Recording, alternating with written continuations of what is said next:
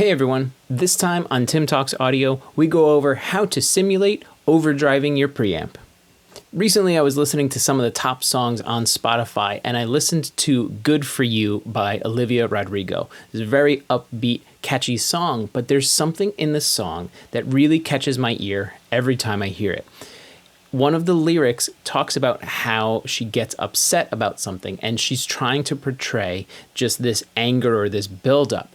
And what happens is the vocal gets distorted or saturated, and it actually emphasizes some of this emotion. And I think it's a really great thing that we can do to help emphasize emotion in our songs. What you can do is actually just overdrive a preamp if you have an external preamp.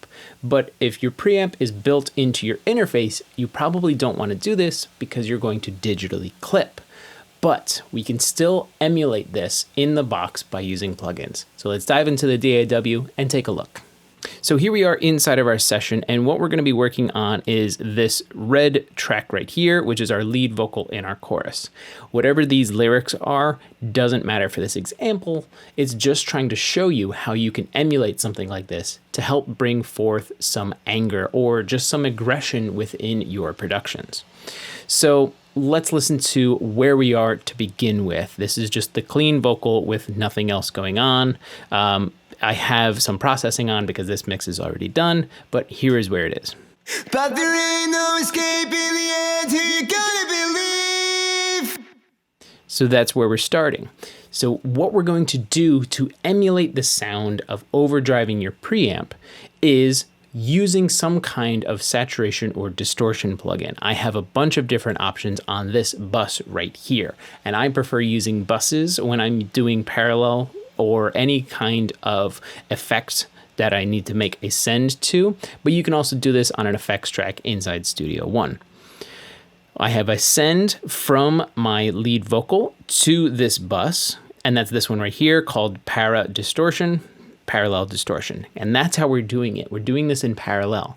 Parallel processing doesn't always mean compression or something like that. It's just taking a copy and doing something else with it somewhere else. And that's what we're doing, parallel distortion. First up, I tried the Decapitator by Sound Toys, and I really drove it hard, but I also turned the punish button on and I cut off some of the highs. So if we turn our send on right here, this is now what it sounds like. But there ain't no escape in the end, you gotta believe. So clearly it has this driven sound, maybe too much, but I just wanted to emphasize what's going on. And I have the ability to blend it in. Instead of using the mix knob in the Decapitator plugin, I can just blend my fader in to wherever I want this level to be. So maybe something like this gives a little bit of that saturation, but it also has the clean vocal to give us our clarity and everything he's actually saying. So you can understand what he's saying and it's not just this distorted mess. I also tried a few other options. I went with the Arturia V76. This is a preamp emulation, and I just drove the input all of the way. And this one is far more subtle, so I'm just going to bring our fader back up so you can hear it a little bit more. But there ain't no escape in the end, you gotta believe. Very subtle on this one. Let's put this back to 0. We'll jump over to the next one, which is the Plugin Alliance Neold Big Al. I just turned the drive knob all the way up and the level all the way up. I did a little cut of the high end and I engaged the options up here. So the emphasis on or off, the bass, and the voltage sag. This is what we get with this one. But there ain't no escape in the end, you gotta believe. Again, these are all just different flavors, and these are from third parties. But of course, let's use a stock plugin as well. This is the Studio One Red Light Distortion. For this one, I chose the op amp type instead of the default hard tube, but of course, try it out for yourself and see what you like. And I also increased the stages. And because we're going to town, the drive is all the way up. And because we're also using this on a parallel bus, the mix can be all the way up. But there ain't no escape in the end, you gotta believe. All different flavors, all different styles going on. So you can actually pick what might work best to emphasize the emotion from your artist's productions. But we can take this one step further. It doesn't have to be this static level. Why don't we automate this, that as the line is being delivered, it's pushing harder and harder? That's easy to do. When you're looking at your lead vocal that has the send to the parallel distortion, you can right click on here and go to Edit Automation. So now we're going to adjust our send level. If I drop this all the way down, you can see that the automation also followed because there is no automation. So this is just the static level.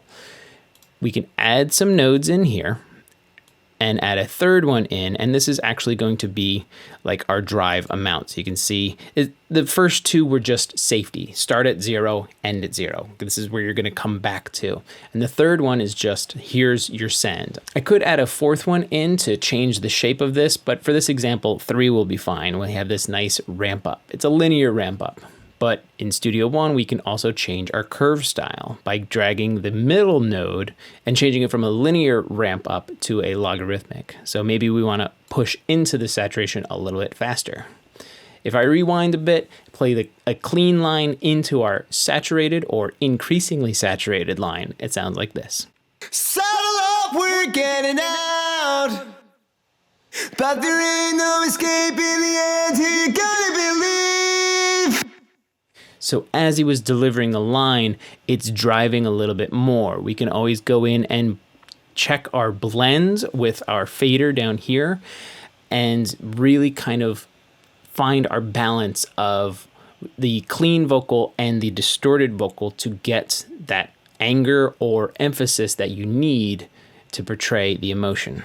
And of course, blend it into your song. We're just listening in solo right now.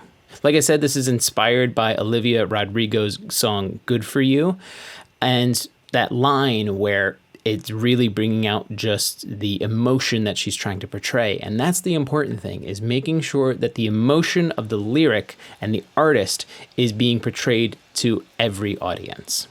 That's all for now. If you found anything informative, please like and share the video. For more, visit timflansbaum.com, and if you have a question, ask it in the comments and I'll answer it in a future video. Thanks for watching.